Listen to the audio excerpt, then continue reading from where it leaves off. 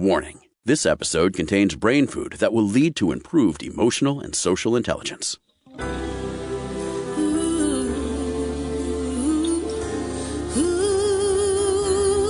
Give us 1 hour and we'll help you change the way you think about happiness. Harvesting Happiness with Lisa Cypers Kamen is fresh, optimistic, and purpose-driven media that promotes well-being from the inside out. Each week, Lisa spotlights diverse trendsetters and change agents who are the greatest contemporary thinkers and doers, devoting their lives to creating a better world in which to live. Your host, Lisa Cypers Kamen, is a widely recognized applied positive psychology expert, author, documentary filmmaker, and lecturer specializing in optimal lifestyle management. Let's get to it. Here's Lisa. Good morning, good afternoon, and good evening, wherever you are. Thanks for joining us on today's show, where you will learn how to feed emotional freedom, how neuroscience and nutrition nourish mental health. My first guest is Dr. Jetson Brewer. He is an internationally renowned addiction psychiatrist and neuroscientist. He is an associate professor in the School of Public Health and Medical School at Brown University. His 2016 TED Talk, A Simple Way to Break a Bad Habit, has been viewed more than 16 million times. He has trained Olympic athletes and coaches, government ministers, and business leaders. And he's in the house with me talking about his newest book, Unwinding Anxiety. New science shows how to break the cycles of worry and fear to heal your mind. Judd, thanks for joining me. I hope I can call you that. Oh, please do. And thanks for having me. Oh, it is a pleasure, because this is like one of my favorite topics, like what goes on under the human hood and how we can heal and how we can grow and how we can be better selves. Everyone experiences anxiety. I mean, I don't think there's a living, breathing creature on the planet that doesn't, except maybe zebras, according to Robert Sapolsky. Yes, it's funny. They certainly have similar fear responses and learning mechanisms, but they have learned, or perhaps we have unlearned, that they can do things like jumping and kicking as a way to release those, they're, kind of calm down very quickly once danger is over. Whereas we as humans have kind of taken the opposite. We pick that up and we start carrying that around like a big, heavy load of rocks. And we just add to things that don't necessarily need adding to.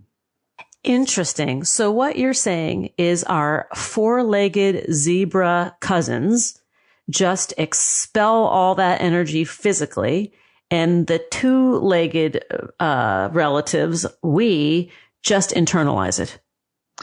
Not always, but often we do. This is where anxiety comes from. So you can think of a fear response as helping us learn. So if the zebra is chased by what do they get chased by? Lions? Not my field. But let's say a zebra is chased by a lion and it gets away. Okay, what it learns is, lions are over in that part of the savannah. I should probably avoid that part of the savannah. But they don't go about the rest of the day ruminating over, why did I go there? Do I have a death wish? Did any other zebras see how idiotic I was? Did I look stupid? We as humans, we're unique, at least as far as we know, in the ability to both ruminate, worry about things that we've done in the past, and also perseverate, worry about things that we might do in the future. I love that word, perseverate. That's the vocab word of the day, everybody. It's a good word. So when we talk about anxiety, though, and how it affects our brains, right? It kind of makes us stupid. Like when we get in that anxious state, like that thinking mind, the executive functioning part of our brain kind of disconnects, right? It does. So you can think of that the neocortex, the newer part of our brain, helps us survive in a different way than these basic survival mechanisms in the sense that it takes previous information, projects it into the future, and helps us think and plan. So that's helpful. Yet when we don't have enough information or there's something that's very uncertain, anxiety is all about something with worrying about something with an uncertain outcome. When it's really uncertain, our brains go into hyperdrive trying to think of all the worst case scenarios. What if this, what if that, what if this, what if that? And so we actually burn out our engine, so to speak, by trying to think and plan. But in fact, we can't think and plan when we get anxious. Our prefrontal cortex goes offline.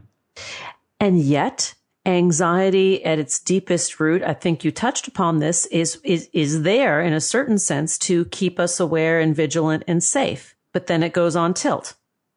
Well, I would say that there's actually a distinction between that vigilance, that arousal that's physiologic, and the anxiety piece. And we can actually differentiate these pretty simply. I write about this a little bit in the book, but my lab did a study where we actually looked at a bunch of different mental states and had people rate whether they were open or closed, for example. Does this feel open? Does this feel closed? Anxiety feels closed. And in fact, if you look at the time scale of that, think of the zebra, it doesn't have time to get anxious about the lion. It just runs. So we share this with the zebras. We see danger, we run, and afterwards we freak out about it. And that freak out is what closes us down. That part is, I think, pretty different than these physiologic survival mechanisms. So when we talk about the freak out, the human freak out, and trying to recalibrate after these events occur, tell us what we can do about it. Tell us how our brain can be taught new tricks to manage anxiety when it presents. Well, the first piece is, so I think of this as a 3-step process, and I actually set up the book in that way, part 1, 2, and 3. The first step is actually just mapping out how our minds work. If we don't know that anxiety can actually be driven by certain behaviors, then we're not going to be able to work with that. So a feeling of anxiety is something that comes up. There's not a whole lot we can do about that besides not react to it and work with it differently, which I'll talk about. But there are pieces that we actually add to it. The freak out piece often comes in several flavors. One is the flavor of worrying. So we feel anxious. I'm thinking about my patients with generalized anxiety disorder. They wake up in the morning, they feel anxious, and then they start worrying about why they're anxious. that worry piece is optional. And in fact, it drives future anxiety because our brain gets this reward where it either feels like it's in control or it distracts us from, the worst feeling of anxiety. And that feeds back and drives more anxiety because our brain has learned, this is worrying because I feel like I'm doing something is better than just sitting and wallowing in the anxiety itself. So worry is a big piece of this. Procrastination, stress eating, binge watching Netflix, going on social media, all of these are these echo habit loops on top of anxiety that give us temporary distractions, but then just they don't fix the anxiety. And then they also add their own problems. In the last year, we had, what was called first the quarantine 15 as people were gaining weight. And then they called it the quarantine 20 and the quarantine 30 as people keep gaining weight because thinking, when's this thing going to be over? And there's only so much bread you can make. Yes, indeed. But I think what you're also talking about when we resort to these self-soothing behaviors that might not actually be so good for us, right? Going back to the analogy with the zebra bucks and gets it out physically. The human will, go on social media, will eat, will drink, will self-soothe, all in pursuit of some chemical release of pleasure that temporarily takes us out of what is. Absolutely. So that's what we're after, right? We're after the dopamine jolt. Well, I would say dopamine's kind of been mislabeled as a pleasure molecule. It's not really. It's really a molecule that helps us learn things. So it's been associated with pleasure. But if you talk to any of my patients who are addicted to these dopaminergic agents like cocaine, basically any drug increases dopamine amounts in the brain. Dopamine drives, it actually drives behavior. So it says, go do something, like go get the drink, go get the cocaine, go get the, heroin, whatever. Go get your phone. Right? Go get that bread. Right. Go get that bread. So the dopamine drives us into action. That's not pleasurable. It's saying do something now. The pleasurable aspects are probably related to other molecules in the brain. So what I think people are looking for is, it again goes back to this basic learning mechanism. Something unpleasant happens, And then our brain says, make this go away. So we do something to make that go away. That's very basic negative reinforcement, where something unpleasant happens, we do a behavior that makes it go away. And then the reward is the decrease in that negative feeling. And what you're suggesting in the book, Unwinding Anxiety, is we get to know how our brains work a little bit better so we can work with the brain and retrain it. Yes, that's the first step. If we don't know how our minds work, how can we possibly work with them? So when we talk about mind mapping, which you've written about in the book, you talk about triggers, behaviors, and results. Tell us a little bit about how we, as the average person, can begin to identify these routines that we have that get ourselves all twisted up, and then work with them and ease that discomfort or that dis-ease that we feel. I'll give an example of a patient and then talk about how we can all do this. So I actually had a patient who came in who was referred for anxiety, and he didn't know how his mind works. So the first thing we did, I pulled out a piece of paper on my desk and just wrote down trigger, behavior, result, and asked him, as I was taking his history, I started filling that in. So for him, the behavior was he would avoid driving on the highway because he started to get these thoughts that he was going to get in a car accident. So the thoughts would trigger his behavior, which was to avoid driving on the highway. And then the result was that he didn't have those distressing thoughts. Yet it was also causing major problems for him because he was really severely limited in his mobility. So that's, any of us can do this. We can just, and we even put a free habit mapper out, and people can just go to mapmyhabit.com and they can download this, where you can print out a piece of paper and find what your triggers are, what the behavior is, and what's the result. And I usually start by having people focus on what the behavior is, because that's the easiest piece to identify. And then they can map backwards and map forwards from there. So when somebody comes to you and says, I'm so anxious, I'm overwrought with anxiety, I can't do, and then everybody fills in their blanks, whatever, I can't lead a normal life in this way. How do you help somebody unpack it, repackage that, and begin to function again?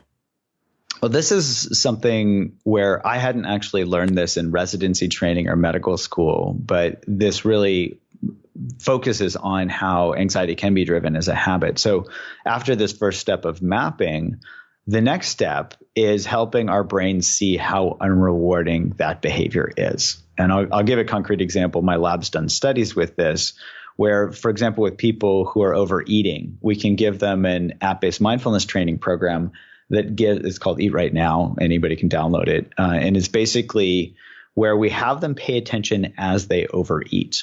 And then we can measure the reward value, basically the reward value in their brain, in terms of how that reward value changes when they pay attention as they overeat. And what they realize is that overeating doesn't actually feel that great. We do the same thing with people who are trying to quit smoking. We have them pay attention as they smoke cigarettes. They realize that cigarettes taste like crap. So we can do the same thing. And in fact, it only takes 10 to 15 times of somebody really paying attention as they do these consummatory behaviors, for example, to help that reward value drop below the reward value of not doing the behavior. So They start to shift their behavior. Yes. 15 times? Wow. That's actually pretty quick. Well, our brains have to be plastic. We can't be like, we get chased by lions 100 times before we learn that they're dangerous. We'll be dead. True. That is the truth. I can see how that makes sense. We're going to need to take a break. And when we continue the conversation with Dr. Judson Brewer, we're going to learn more about how our brains have changed in the year of the pandemic. We're going to learn more about how curiosity and kindness are the neurological antithesis to anxiety. I'm really interested in that, and I hope you will be too. To learn more about Dr. Brewer's work, please visit drjudd.com, and you can go drjudd.com/mindmapping to access that PDF he was talking about. On Twitter, you can find Judd at Judd Brewer, on Facebook, Dr. Judd Apps, and on Instagram, Dr. Judd. We're talking about unwinding anxiety. New science shows how to break the cycles of worry and fear to heal your mind. We'll be right back. Hang on just a minute. I want to share a little secret about myself. I am a health-conscious, clean freak germaphobe who keeps a super tidy home using green products. For years, I've been a subscriber to Grove Collaborative for all my eco-friendly household needs. So I'm super excited to show some love for today's sponsor, Grove Collaborative, delivering a greener clean to keep your home and our world spotless with earth-friendly cleaning essentials.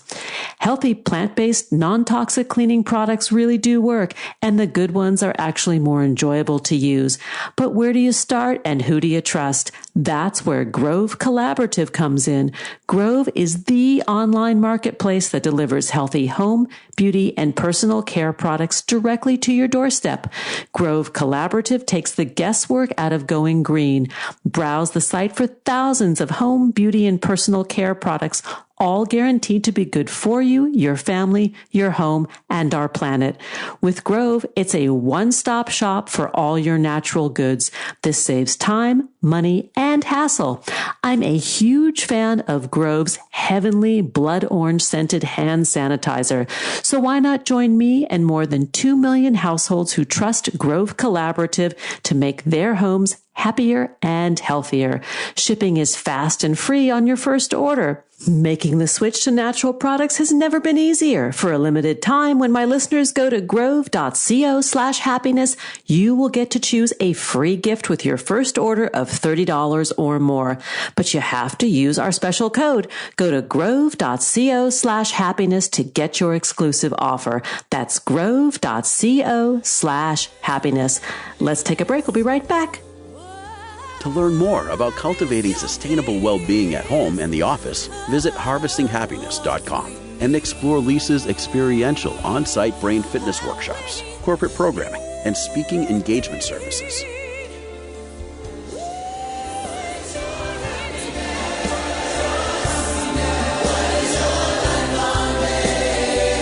Welcome back. Before we get back to it, let's talk about the games we played as kids. In my family, we were big on jigsaw puzzles, board games, and cards. Playing games passed the time on rainy days and any day we needed a little something to cure boredom.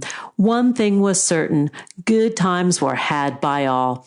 And today, Best Fiends is my favorite casual mobile puzzle game with more than 100 million downloads. What I love most is that Best Fiends challenges me to use my brain in new ways to strategize and conquer new levels. This gives me a shot of adrenaline that makes me feel like a winner. I'm working my way towards level 4,000 and counting. I've been playing Best Fiends for more than a year and I'm happily hooked. And if you're anything like me, you will be too. The fun never ends at Best Fiends because there is always something new to explore. There's no game over. With thousands of puzzle levels, you'll never run out of goals to achieve. Don't blame me if you end up kind of obsessed and find yourself playing in strange places. If you're itching for a little fun, come join me for a good time. Download the 5-star rated puzzle game Best Fiends free today on the Apple App Store or Google Play. That's friends without the R. Best Fiends. Now let's get back to the conversation. And we're back, exploring emotional freedom, how neuroscience and nutrition can nourish our mental health. Let's get back to the conversation with my guest, Dr. Judson Brewer. So Judd, let's go back to the year annus horribilis, right? Like here, we've had this year of completely upending life as we know it. And our brains have changed as a result of a year of living differently, and that's being nice. Yes, I guess one way you could look at that is a year of living anxiously. Yeah. and that, that really comes even BC, before COVID-19, which seems like ancient history. There was a rise in anxiety. Anxiety was going up across, at least in the United States. Oh, for 5 years. Yes. Yes. And a lot of that, when we saw this huge spike in this last year, a lot of that has to do with really these basic survival mechanisms of our brains. You can think of our stomach rumbling, saying, hey, go get some food, you're hungry. Well, our brain rumbles in the same way when there is uncertainty. You can think of our ancestors out on the savannah If they go out into a new territory that they haven't mapped out yet, they don't know if there's danger there. So that uncertainty drives them to get information to map that out. And then once they learn it's either safe or dangerous, they can either go back there or avoid it. And then they become comfortable. They extend that part of the savannah into their comfort zone, so to speak, because it's been mapped. So when there's a lot of uncertainty, our brains really go off the rails trying to find information. And one piece here is, for some reason, we've kind of learned to go on social media to get information, whether it's our Twitter feeds or whatever. And while there can be information that's helpful out there, there's a whole lot of information that is either opinion or stilted or even, intentionally misleading. And so we have to sort through all of that information to try to make sense of it. And, in ancient times, there was no such thing as a deep fake saber-toothed tiger. It was real and you ran. So here, we don't have to look at the opinion blogs in terms of whether saber-toothed tigers will actually eat people or not. In modern day, we have to try to sort through the information ourselves. We have to become an expert in everything, which we can't possibly do. And so that really just overheats our brains as well. So, our survival brains go online, try to get information, and yet it's either too much information or they can't tell what's worth believing or not. And then we just spin out into more anxiety. On top of that, there's a ton of uncertainty. It's not just things physically related, like virus related, but it's economy, it's schools, it's, environment, it's all these things added to it. And so how has our brain changed? I mean, physically, how has it changed and what to do about it? Is it we're just in that constant state of fear and panic? So it's just drip, drip, drip, drip, drip. And sort of the train has left the station and we can't reel it back? Or how do we sort of calm our systems down? Yeah, the good news is our brains are very plastic. So as quickly as we can learn something, we can unlearn it. And this really relies on understanding how our brains work. So I write a lot about this in the book. It's really based on how rewarding a behavior is. So as I mentioned, some of this work with eating and smoking, we can apply this to anxiety as well. For example, if we are in this habit of worrying, maybe we see something uncertain, we start worrying, oh, is this going to apply to me? Is this true? Is this whatever? Is this dangerous? Basically, we can ask ourselves, is this worrying solving the problem, keeping my family safe, helping me in any way? The general answer is no, but it's not an intellectual question that we're asking here. It's really feeling into our direct experience and saying, what is this doing? And I summarize that for my patients and for folks in reading the book. Basically, it's asking one simple question: what am I getting from this? Right? The reward, the ultimate reward from the behavior. Yes. And if it's not rewarding, then our brains will start to become disenchanted with it, whether it's stress eating, worrying, procrastinating, whatever. This is like the aha moment. If we can just slow our roll enough to ask this question, I guess at least, what did you say, 16 times? Right? 10 to 15 times, yes. Right? You could, to be safe, at least 16. But it really depends on how much somebody is paying attention. The more closely we pay attention every single time, the more quickly our brain will learn it. So in the case of, let's say, substance abuse addictions, how do we get patients, clients, loved ones who some have been over imbibing in the past year to take a look at that? Well, funny you mentioned that, because I write about one of my patients in my clinic who was in the book, who was referred to me for anxiety, but he was referred to me for alcohol use disorder. And it turned out that his primary issue was anxiety. So the first thing that I had him do was map out his habits around drinking. And it was basically, he would get anxious, he would drink. And then, he would basically numb himself, or he'd avoid those anxious feelings. Yet, he'd drink a lot at night, and then the next morning he'd have a hangover. He'd feel even more anxious because he hadn't gotten his work done, and the first thing we did was help him start to see that process. And in fact, he quit drinking once he realized what the issue was, because, he realized that this drinking wasn't actually fixing his anxiety, and he needed to address the anxiety. This is very powerful to me, like what you're just describing, that if we can get people we love and care about and work with to see that they actually have more power over themselves, not the external, but over themselves and their own reactions, everybody stands a fighting chance of managing and soothing their anxiety. Yes, we often spend a lot of energy trying to change the world or external things that we have no control over. The only thing we have control over is ourselves. And the best way to get control over ourselves is not through willpower, as much as we'd like to believe that willpower is that muscle. It's more myth than muscle. Yeah. It's really about just bringing awareness in and helping our brains see very clearly what we're getting from what our behaviors. And then we start to say, to our brains start to say to themselves, do you really want to do that? It's not really helping. Yeah, it's creating a whole lot more trouble than ultimately it's worth. And is it really putting oneself back in that comfort zone, right? Because we're seeking not to leave the comfort zone. Yes, absolutely. And the irony here is we can tap into the same reward-based learning system and start to use the power of it to help us unlearn these old behaviors. And you're actually touching on a piece of this, which is learning to be comfortable with the discomfort. So instead of, staying in our comfort zone all the time to the point where every time we venture out, we freak out and we go into our panic zone, can we actually start to view that panic zone differently and view it as a growth zone? And that's another way of looking at this past year. For some people, they have viewed the year as the growth zone. For others, they've been in a constant state of panic for months. Yes. I like this. I like this because it really does empower us to be the boss of our own lives. Yes. And really the key ingredient here is not something exotic. It's simply awareness. It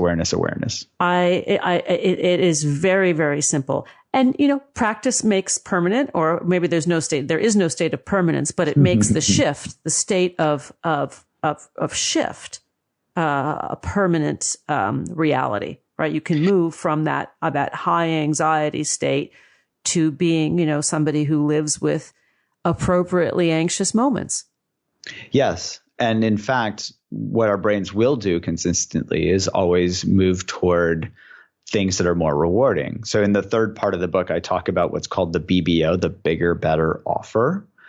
And in fact, there is a more rewarding aspect of experience that we can all tap into ourselves that actually helps us move into the growth zone. It's curiosity. You mentioned, and this has got my full attention, curiosity and kindness are the neurological antithesis to anxiety. I want to repeat that because that is pretty frickin' powerful, right?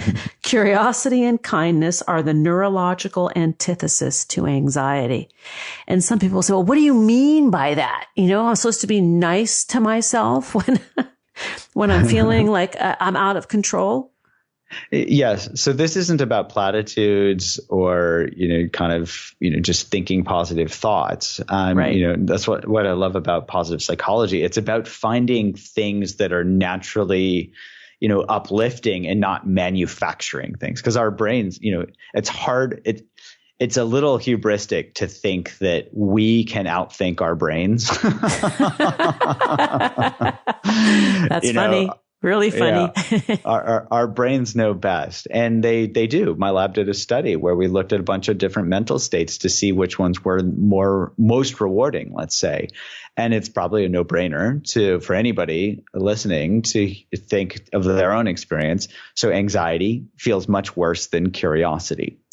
And so here we can actually hack the process. We can when we're anxious, we can get curious about what anxiety feels like. And one of the pieces here, another thing that we looked at was, do these mental states feel a certain way? Is there a common language that we can all look at, touch in on from our own perspective? And there is. Simply put, anxiety feels closed and contracted, and curiosity feels open and expanded. And you can't be closed and open at the same time. So if we're closed down in anxiety, all balled up in a tight little ball of anxiety, we can actually get curious, and that starts to open it up right in that moment. Which brings me to mindfulness and meditation and a different way of viewing this type of practice. Because you write that meditation is nice, but you don't need to practice it to reap its benefits. And I think this is where you're going with this. Yes. Some of my lab's research. So we did a study with smoking and used mindfulness training to help people quit smoking. We got 5 times the quit rates of gold standard treatment in this study. Yes. And in fact, I'll mention, we even have studied app-based mindfulness training programs. We even have one for anxiety called Unwinding Anxiety that anybody can download. And we did a study with it where we found we got a 57% reduction in clinically validated anxiety scores in anxious physicians. We got a 67% reduction in anxiety in people with generalized anxiety disorder. So from my own lab's research, we can see that this can actually be true. And what we found from some of those studies was what I call short moments many times. So when somebody is in the throes of a cigarette craving, for example, they can learn to bring a moment of awareness in and notice, there's a thought, there's a body sensation, there's an emotion. And that these things, that they are not their thoughts, they are not their emotions, they are not their body sensations. And by doing this, they can ride out these cravings. And so these short moments in context can really help us change behaviors right, in vivo, right in those contexts, as compared to, I have a craving for a cigarette. And what do I do? If I'm on the highway, I pull over and pull out my meditation mat and start meditating on the side of the highway. Not very practical. I want to go on, but we've run out of time. So I hope you will come back and continue this conversation, because I could do this with you all day long. I mean, there's so many little forks I'd like to, or alleyways I'd like to go down and talk about with you, So I would be happy to. So anytime. Come back. Game on. Come back and unwind anxiety here again on Harvesting Happiness. To learn more about Dr. Judson Brewer's work, please visit drjudd.com. Again, that's drjudd.com/mind mapping to find that freebie PDF to kind of get a glimpse into your own humanhood. And then on Twitter, you can find him at Judd Brewer, on Facebook at Dr. Judd Apps, and on Instagram, Dr.Judd. Thank you. I mean, really, this was phenomenal. I mean, you give us hope and you give us power through what you write and what you're teaching us. So thank you. It's my pleasure. We're going to take a brief pause and we'll be right back. That's a promise. Did you know that happiness is actually good for your health? Happy people live longer, are more productive, and make better partners, parents, and professionals. Connect with us on Facebook at Harvesting Happiness and follow Lisa on Twitter at Lisa Kamen for a daily dose of inspiration.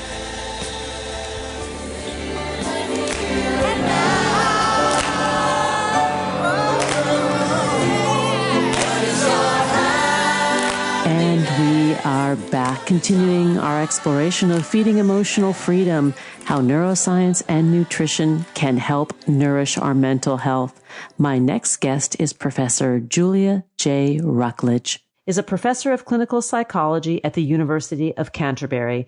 Over the last decade, she's been running clinical trials investigating the role of broad-spectrum micronutrients in the treatment of mental illness, and recently developed an international free online course for the public on nutrition and mental health. She's written a book, The Better Brain, Overcoming Anxiety, Combat Depression, and Reduce ADHD and Stress with Nutrition. Julia, thanks for joining me on the show. I am really, really excited to talk with you about this subject. I am also delighted to talk about this work with you, Lisa. We've been through a lot. The world has been through a lot in the last year. And I think, for me, in my view, one of the silver linings of all of this is that perhaps we each possess a little bit more empathy and compassion for the value that people who have mental health challenges experience? Absolutely. Yes. I think that what we're recognizing is that more and more people are struggling with mental health issues as a consequence of the COVID environment and being locked up for so long, and even experiencing COVID and the long-term issues associated with that, or having a family member get sick or even die will have huge consequences on the mental health of the population. Well, it's a trauma that everybody can relate to, because I think the statistic is 1 in 3 of us will have lost somebody, know somebody, or have lost somebody to COVID. Oh, I know, it's huge. It's absolutely huge. And so we need to know how to build up what I'd like to call our mental resilience to cope with this onslaught of challenges that we're all experiencing. And when you contrast dealing with trauma for the average person in the world versus how America, the United States, typically treats trauma, we are a heavily pharmacologically based society here. So the belief is that, we'll just write a pill for that, write a prescription for that. And what I know from my own work and your work and reading work of others is there's another way to manage our mental health through lifestyle interventions, including, but not limited to, what we consume. Exactly. And so if I can dive in and start talking about what's in our book and what our message is. Yes. And just to let your listeners know is that this was co-written with my PhD supervisor, Bonnie Kaplan, who is at the University of Calgary, which is where I did my PhD. So this is a joint effort. So to dive in is that what we really have noticed based on the research that we've both been involved in over the last over a decade is that we've been doing research that's been looking at the effects of giving people additional minerals and vitamins or micronutrients in a pill form to people who are struggling with mental health issues.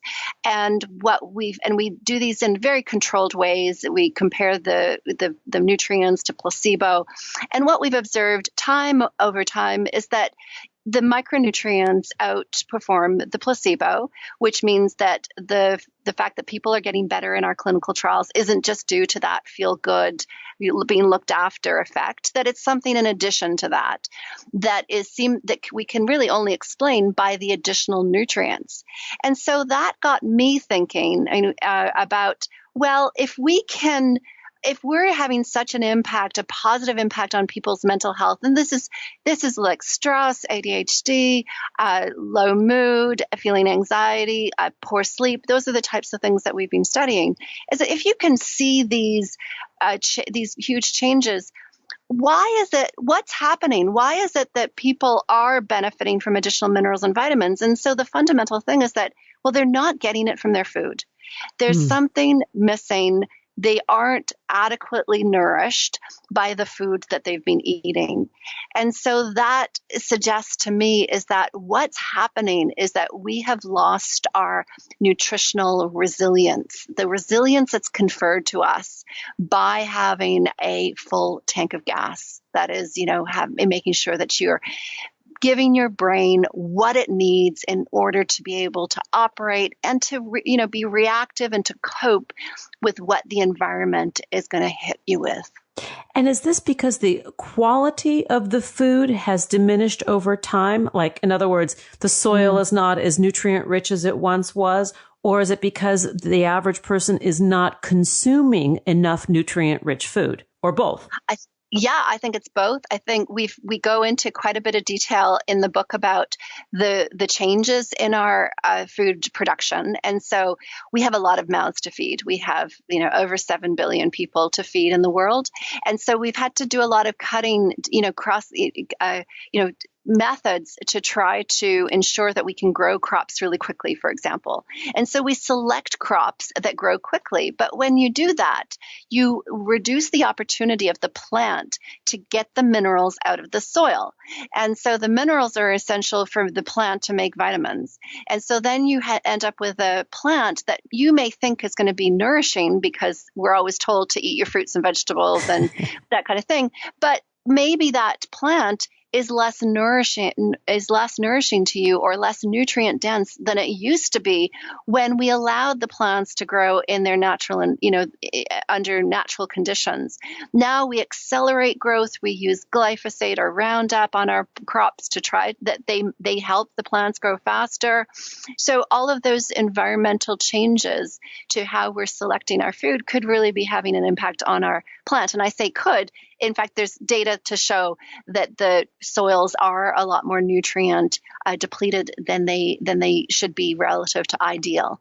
So there's that. And then what you also suggest is that we're also eating less nourishing food as well. And that's absolutely clear based on the data. If you look at North American data, American and Canadian, you see that the average American their diet consists of 50% of their calories comes from ultra processed food, and only less than 20%. So 20% is pushing it. Less than 20% of the American population is hitting their fruit and vegetable minimal daily intake. So when you put those two things together, you kind of go, okay, we've got plants that are less nourishing, and we're not eating enough of them anyway. And we're eating foods that are ultra processed, that are known to be depleted in these essential vitamins and minerals that our brain needs to be resilient. And so you put that together and you kind of go, this is a recipe for disaster. And no wonder we are having so many challenges when we're all faced with huge uncertainty and, difficulties in our lives. Let me just jump in here and ask you a couple of questions. I wanted to touch upon vertical farming or hydroponic farming, indoor farming, and the effects of that on the nutrition of the plants and fruits and vegetables that we're eating. Right. That's something that I don't know specifically around whether or not that's making it more nutrient dense. Do you know that, Lisa? I don't. That's why I'm asking. Is there a reduction or improvement in nutrition density? That was my first question. And then my second question, which is now just flown out the window, but it will come back. Okay. It's okay. Life is like that. To specifically tell us some of these micronutrients that contribute to resiliency and strong mental health. Sure. So the strong message that we have in our book is that there's no special nutrient. And I'm often asked, well, what nutrients should I be taking in order to sleep better or to have less anxiety? Because there's a lot of information out on the internet that if you just take magnesium, you're going to feel better, or if you just take some zinc, you'll feel better. And in fact, if you look at it from the perspective of the science and the biology and the biochemistry, you realize that there isn't a special nutrient. They're all required in combination together to be consumed together in order to be able to provide all of the ingredients for your brain to make the chemicals that it needs to, say, regulate your mood or regulate your anxiety. And those are things like that your listeners are probably familiar with, which is things like serotonin, which we know is involved in mood regulation, or your dopamine, which we know can influence whether you're impulsive or not, or help with your concentration. So those very important neurotransmitters that we're familiar with, your brain can't make them very well if you don't give it the ingredients it needs. And those ingredients, in part, are your vitamins and minerals. So that is your B6 or your thiamine or your vitamin D and vitamin C and zinc, etc. But all of them. So there's about 15 minerals and about 15 vitamins that have been deemed to be essential. It may be more, but that's about where we're at this stage to recognize that we need to get at least those in our body. And that's the research that I've been doing, is giving those essential nutrients and observing whether or not that has a positive effect on mental health issues. So is the idea that we supplement, or is the idea that we remake our pantries and our refrigerators and fill them with the things that give these nutrients? Absolutely. So the message that I'm giving based on our research that's been done on supplements is food first. So and that's based on the data, is that not enough people are eating good food. So let's start there. And this will not only be good for your mental health, it'll be good for your physical health too. So there's no downside to this. And that is reducing, or even I would say eliminating, your consumption of ultra processed foods. So those are the things that takes up to over 2/3 or even more of the products that are sold in supermarkets. So they're everywhere. They're in your gas stations, your petrol stations, and your all your dairies. What's that? I've lived here too long. The ice cream shops. The ice cream, not just the ice cream store, the stores where you just, 7-Eleven, like a 7-Eleven kind of store. Those types of stores, they're full of ultra processed food. You don't get a lot of whole, real foods in those types of environments or shopping environments or food swamps. So the first thing would be to reduce that consumption of those ultra processed foods, and then increase, of course, your consumption of real whole foods. So that would be, the best research on what's the best diet for your brain has been on the Mediterranean diet. Yes. And so as much as you can align yourself with that, and that's just increasing your fruits and vegetables. And I would say eat in season if you can. They tend to be cheaper and fresher. You would you're increasing your nuts, your legumes, your beans, your chickpeas, your fish is really good for your brain and your mental health. And reduce your consumption of your takeaways and that ultra processed stuff that you can purchase in most places, probably within a stone's throw away of your home. Hang on one sec. I don't mean to interrupt, but we need to take a pause. So I want to send our listeners over to canterbury.ac.nz. So this is at Canterbury in New Zealand, University of Canterbury. And your profile is there to learn more about you. You can also connect with Dr. Julia Rucklidge on Twitter at Julia Rucklidge, on Facebook at Mental Health and Nutrition. And the free online course, is that living on the university site, or is that living? No. It's on the edX platform. So EDX platform. And if you go in there and you type in my name, or if you type in mental health nutrition, you'll be able to find it. Wonderful. And the book we're talking about today is Professor Julia J. Rucklage's The Better Brain, Overcoming Anxiety, Combat Depression, and Reduce ADHD and Stress with Nutrition. Here comes a brief pause. We'll be right back, and that is a guarantee. Who says money can't buy happiness? Whether you are a skeptic or seeker, check out Lisa's new book. Are we happy yet? 8 Keys to Unlocking a Joyful Life. A boot camp manual for greater emotional fitness is available at Barnes & Noble, Amazon, IndieBound, and HarvestingHappiness.com. Here's a truth bomb. Emotions are contagious, and happiness is a universally desired state. But we tend to forget that we all have the freedom to be happy or the liberty to be miserable each day, regardless of external circumstances.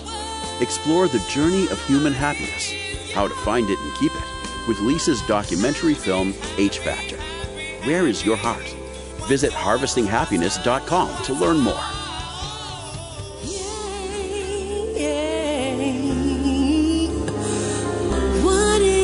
What is your happiness? And we're back. Professor Julia J. Rucklidge and myself are talking about feeding emotional freedom, how neuroscience and nutrition can nourish mental health. Let's get back to the conversation. So, Julia, in the prior segment, you were talking about the importance of the Mediterranean diet as a one way or the best way to achieve all of the nutrients that we should be consuming. Absolutely. And just to let your listeners know is that there's been a lot of research that's shown that the Mediterranean diet reduces your risk associated with mental health issues like depression and anxiety. And also there have been trials that have taken people who are on a really what we call a Western diet, and then taught them how to eat according to the Mediterranean style rules or guidelines, I think is a better word, and showed that improved their depression. So in people who were depressed. And so that type of research has been replicated. So I feel really confident about saying go Mediterranean style first. But then there are people who do that and they still struggle with mental health issues. And so then I would start to be wondering, well, why is that? And there'd be a whole bunch of different reasons for that. One of them is the one that we've talked about, which is that our food may not be as nourishing for our brain. And so maybe it's not adequately feeding some people who may need more, because we're all different. My metabolic needs for nutrients may be quite different from your metabolic needs. My need for zinc might be different from yours. So, and that can do with genetics. It could be a whole host of factors. It could be due to it could be due to being in an environment, for example, that has more depletion of zinc relative to another environment. I mean, zinc is probably not a good example for New Zealand, but our soils are very depleted in selenium. So I could be more depleted in that, if that makes sense. So it could be those things. Yeah, go ahead. No, I was just going to say that selenium is the first thing that came to mind when you were talking about being starved for appropriate nutrition. Yeah. I mean, I know just from my own interest in the subject, and one of my children is studying to become a registered dietitian, and she is a big proponent of all of this and has a huge interest and educates me continually. Great. Yeah. So that could be, one thing that's going on is even when we're eating well, we're not getting it. But then I would say that there are life things that can also influence our nutritional needs. And one of the ones that I've been really interested in is in stress. And that is either acute stress or chronic stress.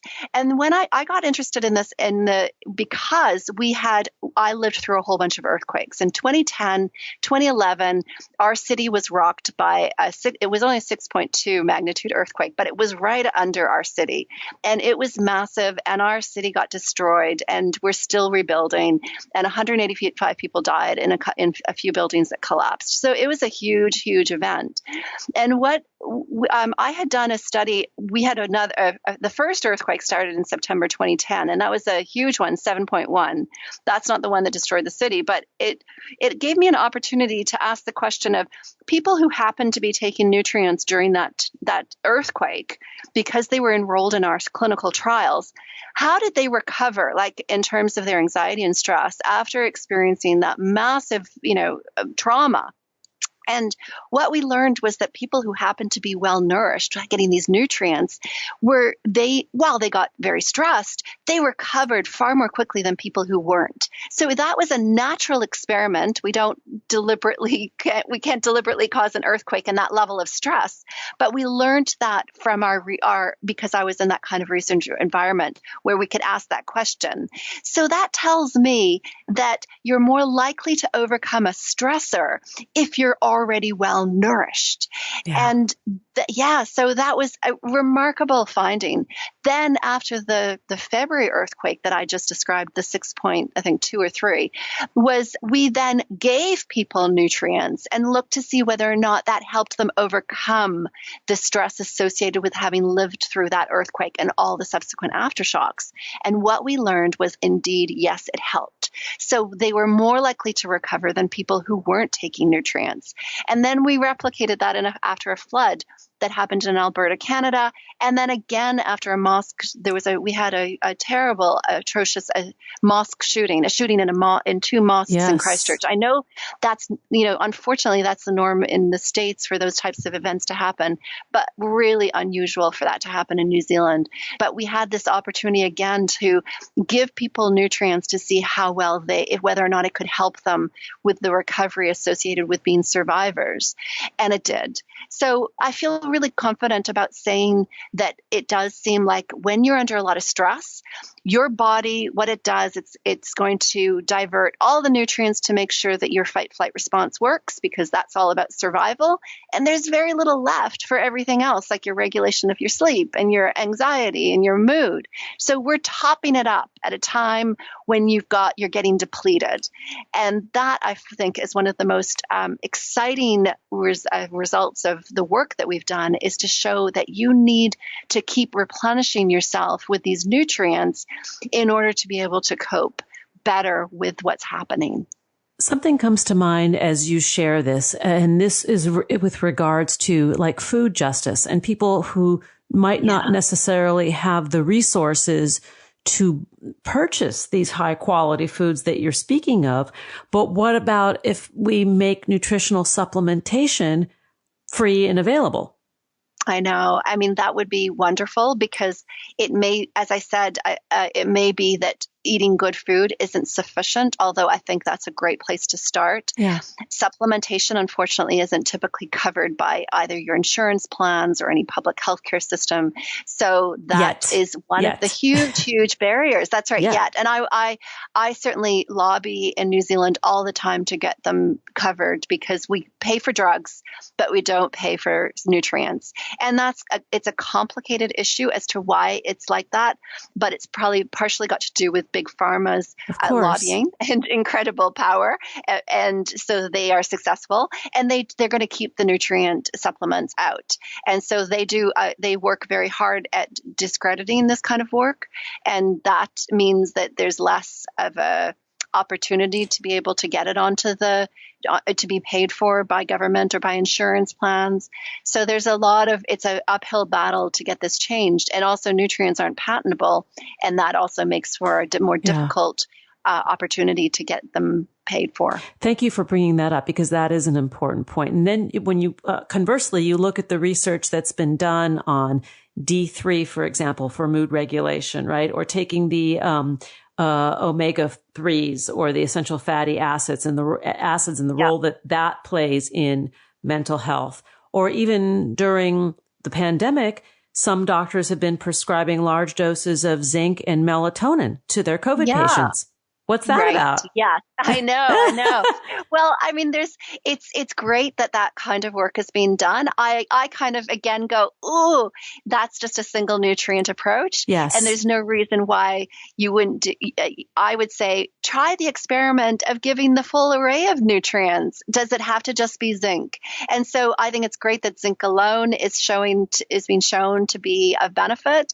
But I would go, well, let's even see if we can top that up and get an even greater benefit by giving the full array of nutrients because zinc doesn't operate on its own. So that's my response Point to well some taken.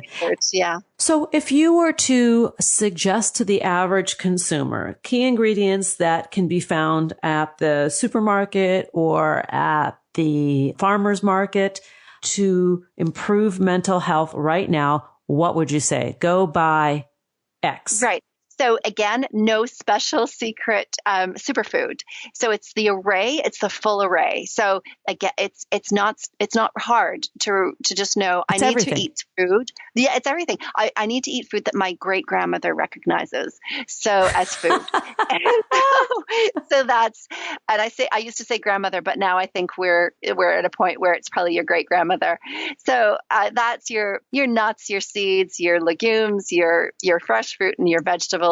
Your meat from the butcher, your fish, that's what we're talking about.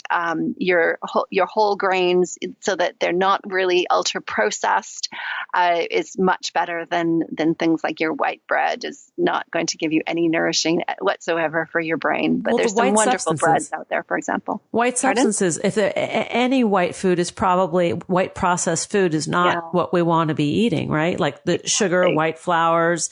Exactly.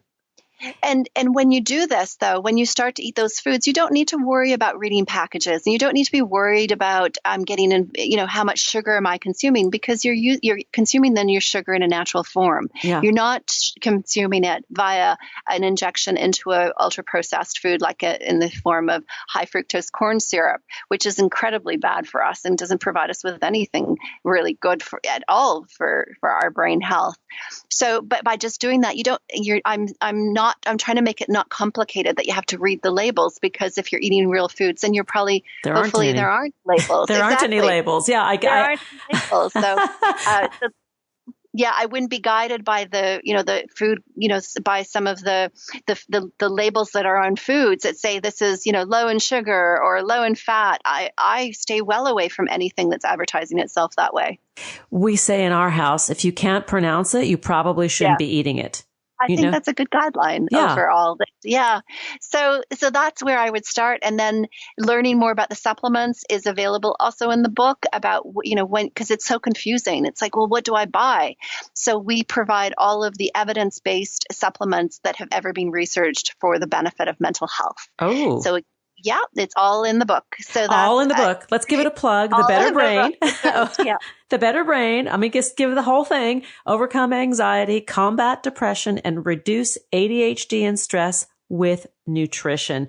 And I want to plug this online course, this free online course that's available to anybody in any part of the world on edX. And they can enter your name, Julia J. Rucklidge, and have access to the course, which is a public health course on nutrition and mental health. Absolutely. And it's bringing this information to anybody who's ready to sit down and learn. I mean, it's a time commitment to go through the course, but I've had already a lot of great feedback, and people are really excited about what they've been learning. So I think it'll be something that everybody can gain from, whether you're a professional trying to seek more information so you feel more confident about working with clients who are struggling with mental health issues, or you're a family member struggling with it, or you know someone. I think it's got something for everyone in there. And what I also hear you say that's very important is that the synergistic reaction of these foods when they're eaten together. It's not just you're going to go on a kale diet. It's you're going to eat kale and beans and nuts and a little bit of meat and a little bit of fish and good oils and fats that help your brain and your body. About olive oil. Yes. Good reminder. Yes. Fat is our friend. Good quality, high quality fat is a good thing. Avocados seem to be constantly in season in New Zealand. I'm not sure what happened over the last year, but they're super cheap. And so that's, and full of nourishing fats, as you say. Yeah. And just so tasty and good for us. And, I love them personally, but it's not about me. It's about everybody else and them coming on board with this good nutrition. To learn more about your work, our listeners can also go to the, www.canterbury.ac.nz. And in the science department, there's a profile for you there. Julia Rucklidge. On Twitter, you're at Julia Rucklidge, and on Facebook at Mental Health and Nutrition. And once again, that free public health course is available on edX. And I salute you for writing this book and educating us and empowering us with tools to take charge of our mental health beyond the therapist's couch and beyond the prescription pad. This is just another set of tools. Absolutely. And I like what you say, which is that it's an empowering people so that they are in control of the change. Yes. And that there's things that they can do rather than just have to go and see a professional who's going to be the one who's going to, dole out the pills that unfortunately haven't helped enough people. And that's the bottom line. True that. And when you look at the research about the efficacy of pharmacological pills, antidepressants, they say that lifestyle interventions, the research that I have read, that lifestyle interventions, including exercise and nutrition, nature bathing, so on and so forth, and talk therapy, work better than the pills. Exactly. Yep. So why not do that? Exactly. Yes. Thank you. This was fabulous. I had such a good time with you. Oh, good. Thanks for joining us on Harvesting Happiness today. This is Lisa Cypers Kamen and my guests, Dr. Judson Brewer and Professor Julia J. Rucklidge, wishing you kind thoughts, kinder words, and the kindest of actions. Until next time, remember, happiness is an inside job. Happiness is your inside job. Go out and rock your day. Keep harvesting your own happiness anytime and anywhere from the comfort of wherever you are. Subscribe, listen, and share hundreds of downloadable episodes via our free app or from our libraries at toginet.com, iTunes, Google Play, and other fine podcast platforms. To learn more about Lisa's global consulting services, please visit harvestinghappiness.com. Spread more joy by liking us on Facebook at Harvesting Happiness and following Lisa on Twitter at Lisa Kamen. Harvesting Happiness is produced in collaboration with TogiNet Radio, KBUU Radio Malibu.net, and is available on PRX, the Public Radio Exchange.